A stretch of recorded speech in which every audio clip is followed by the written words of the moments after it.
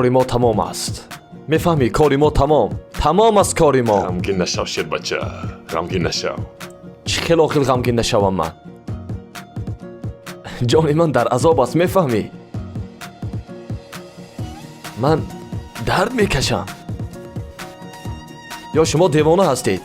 دیوانه هستید شما؟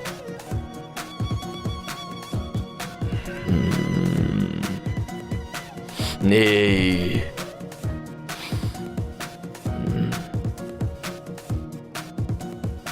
من در خاطرم هست.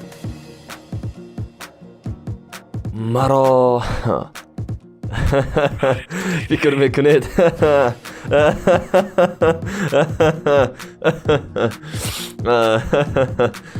ای خدا، ای خدا. گیرید آخر یکم چیز، گیرید. من میدانم چیکار کنم. تماما دیگر با آنها دوستی کردن در کار نیست. یگید میخواهد از ما دست بکشد، میخواهد دوستی را بشکند. میفهمید شما؟ او یک شیر بچه هست، شیر بچه.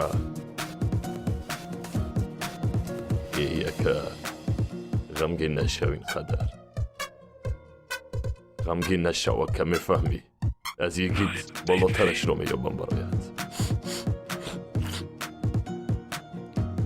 خاموش باش ابله. ای کی میگه خاموش است ما؟ چتا برا. ببخشید. گپ زن کو. چرا گپ زنم؟ چرا؟ آن روز